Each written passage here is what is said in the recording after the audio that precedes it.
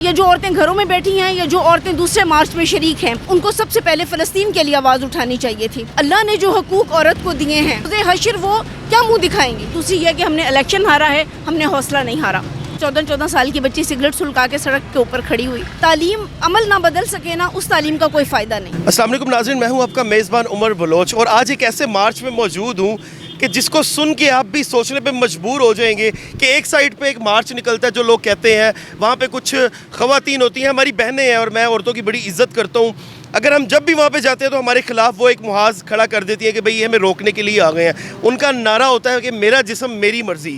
Side پہ وہ جو چھوٹے چھوٹے کپڑے پہن کے وہاں پہ دندنا رہی ہوتی ہیں، لیکن جب ان سے بات کرتے ہیں تو وہ کہتی ہیں جی ہم بات نہیں کریں گے، اور الٹا جو ہے وہ بدتمیزیاں ہوتی ہیں۔ اور ایک یہ مارچ ہے، یہاں پہ میری بہنیں نکلی ہیں فلسطین کے لیے، یہاں پہ میری بہنیں نکلی ہیں نقاب کرنے کے لیے، یہاں پہ میری بہنیں نکلی ہیں کہ بھئی حجاب کرو، یہاں پہ میری بہنیں نکلی ہیں کہ بھئی اللہ کے آگے کل کو منہ دکھانا ہے تو جو ایک لمیٹیشنز ہے، جو اللہ پاک نے ایک باؤنڈری آپ کے لیے طے کر دی ہے، اس کے بیچ میں رہو۔ ان سے بات کر کے جانیں گے کہ سارا کیا معاملہ ہے۔ زمین اور آسمان کا فرق ہے، ایک سائڈ پہ لڑکیاں الگ چیز کے لیے نکلتی ہیں، لیکن یہاں پہ جو میری بہنیں نکلی ہیں ان کا ایک کوس الگ ہے۔ السلام علیکم۔ وعلیکم السلام۔ کیسی ہیں؟ جی الحمدللہ۔ میم ایک سائڈ پہ چھوٹے چھوٹے کپڑے پہن کے لڑکیاں گھوم رہی ہوتی ہیں مال روڈ پہ سگریٹ پیتی ہوئی، ایک سائڈ پہ آپ نے جو ہے وہ مسجد اقصیٰ کے جھنڈے پہنے ہوئے اور آپ کا کوز ہے کہ جو فلسطین پہ ظلم ہو رہا ہے اس کو ختم کیا جائے۔ معاملہ کیا؟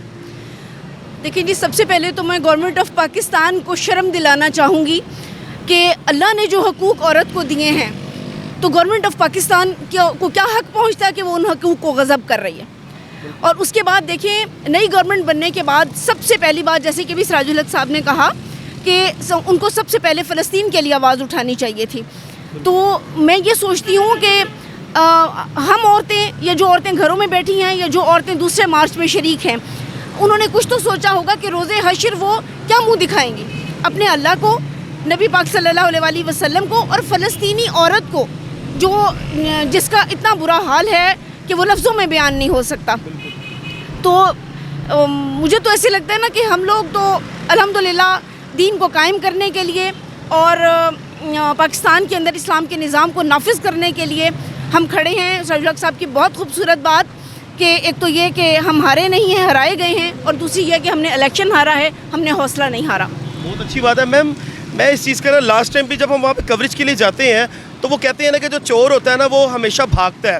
وہ جو خواتین ہیں، میں یہی کہوں گا کہ اللہ پاک ان کو ہدایت دے، ہماری وہ بہنیں ہیں، لیکن ان کے لباس اور مال روڈ پہ چھوٹی چھوٹی لڑکیوں نے 14 سال کی لڑکیوں نے سگریٹ لگائے ہوتے ہیں۔ کیا یہ اسلامی تعلیمات سے دور ہونے کا نتیجہ ہے؟ یقینی بات ہے، بالکل یقینی بات ہے کہ یہ اسلامی تعلیمات سے دور ہونے کا ہی نتیجہ ہے۔ اگر قرآن ہمارے نصاب کا حصہ ہو تو میرا نہیں خیال کہ وہ اسکولوں اور کالجوں کے اندر ہی وہ تربیت ہو جائے گی جو آج کل مائیں گھر میں نہیں کر پا رہی، کیونکہ ظاہر ہے ہماری ماں خود تربیت یافتہ نہیں ہے، تو اسی کا نتیجہ ہے کہ 14 سال کی بچی سگریٹ سلکا کے سڑک کے اوپر کھڑی ہوئی۔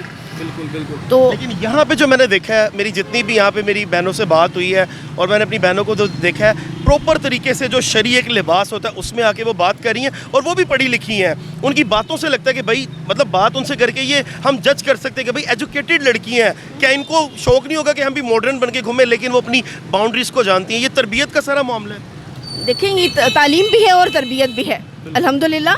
ظاہر ہے تعلیم جو آپ کا عمل نہ بدل سکے نا، اس تعلیم کا کوئی فائدہ نہیں، اس علم کا کوئی فائدہ نہیں ہے۔ تو ظاہر ہے اللہ نے جو ہماری باؤنڈریز سیٹ کی ہیں تو ہمیں اسی باؤنڈریز کے اندر رہنا چاہیے۔ میم کیا پیغام دیں گی؟ یہ والا جو میری اسلامی بہنیں ہیں ان کو تو پیغامات سارے پہنچے ہوئے، ماشاءاللہ بہت اچھا سرو کر رہی ہیں، لیکن ان لڑکیوں کو کیا پیغام دیں گی جو آؤٹ آف دی ٹریک ہو چکی ہیں، جنہوں نے اپنا ٹریک بھلا دیا ہوگا؟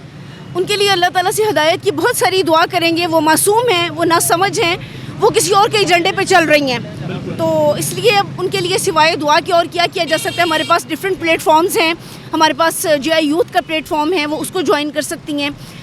اس کے اندر ہماری اس طرح کی ہی بچیوں کو ہم اپنے ساتھ جوڑنے کی کوشش کرتے ہیں جو ماڈریٹ اسلام چاہتی ہیں، لیکن جب وہ ہمارے اندر داخل ہو جاتی ہیں اور جب ہم قرآن اور سنت کے لحاظ سے ان کی تربیت کرتے ہیں تو الحمدللہ وہ بچیاں جو ہیں وہ پھر خود سے اپنی مرضی سے اپنی خوشی سے عبایا بھی پہنتی ہیں، ہیڈ کور بھی کرتی ہیں، اور پھر آخرکار ویل تک پہ آ جاتی ہیں۔ بالکل جی، بڑی اچھی انہوں نے باتیں کی ہیں، اور یہ ساری باتیں نالج والی باتیں ہیں کہ لڑکی جو ہے وہ اللہ پاک نے جو آپ کی ایک باؤنڈری سیٹ کی ہے آپ اس میں رہیں، کیونکہ پھر ہی عزت بچتی ہے۔